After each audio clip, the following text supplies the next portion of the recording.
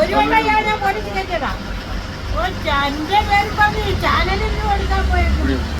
ഒന്നോ ഞാൻ ചക്കെന്ന് പറയാൻ എനിക്കൊരു കിട്ടുമോ? എനിക്കൊരു സമ്പാദിച്ചിരിക്കുക. ഞാൻ കാശ് മേടിച്ച് കാണത്തില്ല. ഞാനത് വീണ് പോയി. ഞാൻ വീഴ്ചായി നടക്കുന്നു. നീ ആദ്യം നീ നിൽക്കുന്ന നില മനസ്സിലാക്കണം. ഒരു മനുഷ്യൻ ആവുന്നുണ്ടാവില്ല എപ്പോഴും അറിയത്തില്ല. രാത്രി കടയില് നമ്മൾ ജീവിക്കുന്ന കടയിൽ ഗുണ്ടായിസം കാണിക്കാൻ വന്നേക്കുക. കണ്ടാ കണ്ടാ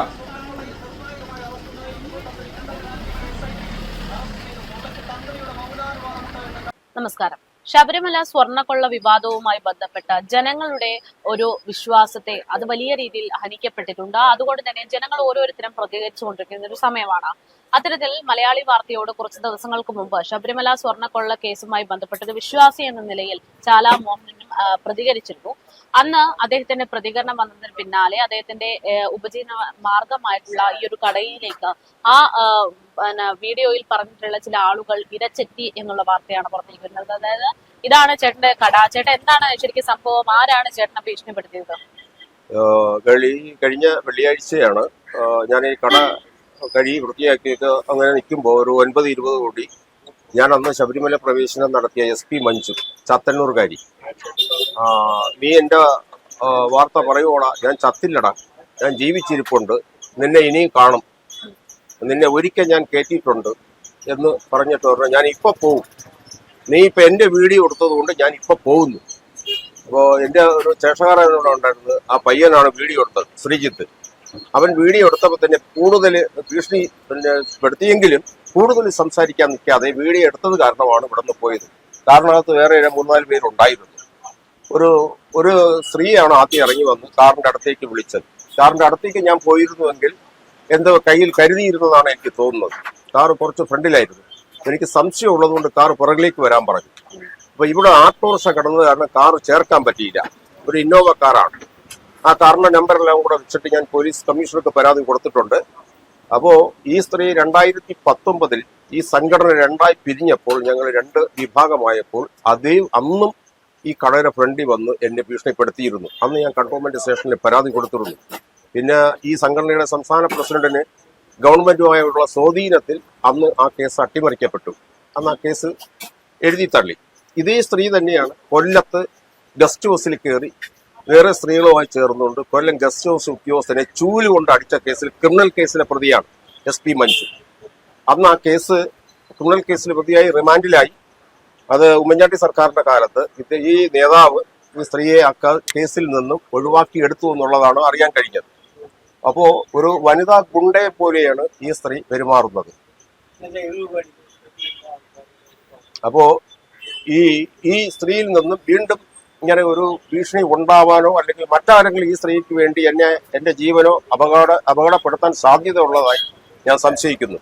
ഞാൻ ജീവിക്കുന്ന എന്റെ ഈ കടയിൽ ഞാൻ അതിൽ പറയുന്നുണ്ട്, എന്റെ ഈ കടയിൽ നേരിട്ട് രാത്രി വന്ന് ആയുധമായിട്ട് വരാമെങ്കിൽ ആയുധം ഉണ്ടായിരിക്കാം, ഞാൻ കണ്ടില്ല. പക്ഷെ വന്നത് വേറെ 3-4 പേരകത്തുണ്ടായിരുന്നു. അപ്പൊ എന്തോ അവർക്ക് എന്നെ ശാരീരികമായി മർദ്ദിക്കണമെന്നോ ഒരു ഗൂഢാലോചന നടത്തിയാണ് ഇവിടെ വന്നതെന്ന് ഞാൻ സംശയിക്കുന്നു.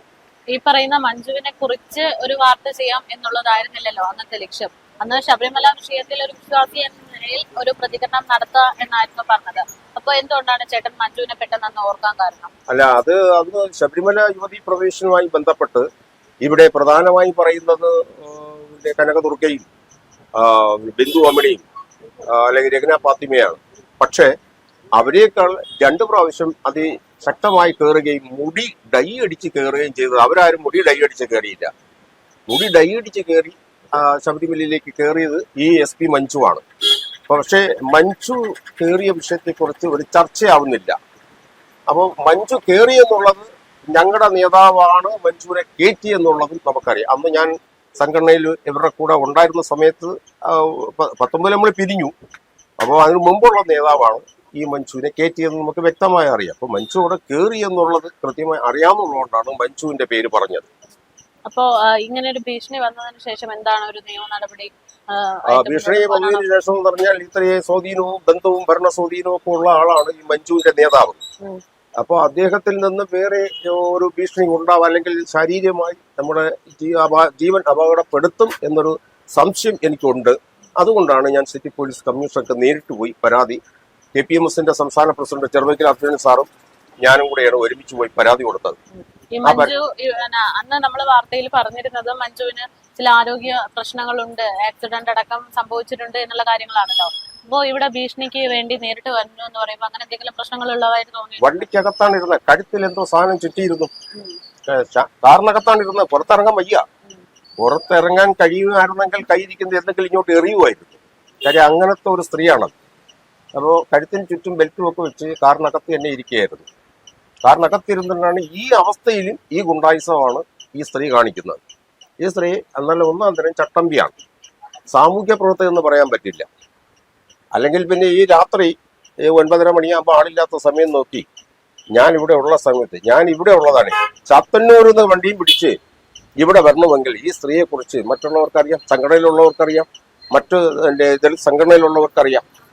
അപ്പൊ ഇത്രയും ഗുരുതരമായ അപകടം പറ്റി കിടന്നിട്ടും ആ കാറും എടുത്ത് കുറെ ആൾക്കാരെയും കയറ്റി ഈ കഴുത്തിൽ ബെൽറ്റൊക്കെ ഉണ്ടായിരുന്നു.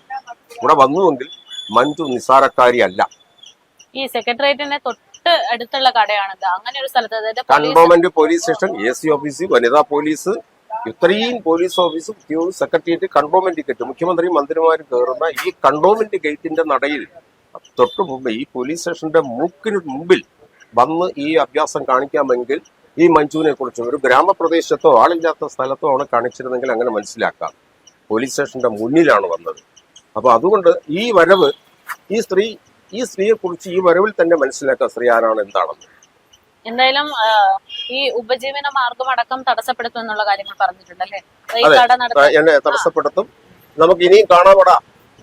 അങ്ങനെയുള്ള ഒരു ഭീഷണി ഉയർന്നിരിക്കുന്ന ഒരു സാഹചര്യമാണ്. അതുകൊണ്ട് തന്നെ കൃത്യമായിട്ട് പോലീസിന്റെ നിരീക്ഷണം അടക്കം ഈ ഒരു മേഖലയുമായി ചുറ്റുപറ്റി അല്ലെങ്കിൽ ഇദ്ദേഹത്തിന്റെ സുരക്ഷയുമായി ബന്ധപ്പെട്ട് വേണം എന്നുള്ളതാണ് ആവശ്യം. നിയമ നടപടിയുമായിട്ട് മുന്നോട്ട് പോകുമെന്നാണ് ചാല മോഹനൻ വ്യക്തമാക്കുന്നത്.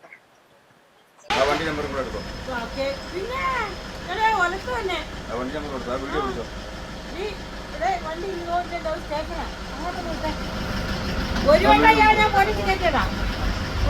എന്റെ പേര് പറഞ്ഞ് ചാനലിൽ എടുക്കാൻ പോയിരുന്നു. പിന്നെ അല്ലെങ്കിൽ അറിയാം, ഒരു പെണ്ണുമ്പിള, ഒരു 5 മാസത്തെ പെണ്ണുമ്പിളെ കെട്ടിക്കൊണ്ടൊന്ന് അടുക്കള വേലയും ചെയ്ത് തിന്നു നടക്കുന്ന ഒരു കാള. പിന്നെ ഒന്നും ഞാൻ ചക്കെന്ന് പറയാൻ എനിക്കൊന്നും കിട്ടുമോ? എനിക്കൊന്നും സമ്പാദ്യം കിട്ടിയ ഞാൻ കാശ് മേടിച്ച് കാണത്തില്ല. ഞാനങ്ങ് വീണ് പോയി, ഞാൻ വീഴ്ചാരി നടക്കുന്നു. നീ ആദ്യം നീ നിൽക്കുന്ന നില മനസ്സിലാക്കണം. ഒരു മനുഷ്യൻ ആവും കിട്ടാവുന്ന എപ്പോഴും അറിയത്തില്ല. രാത്രി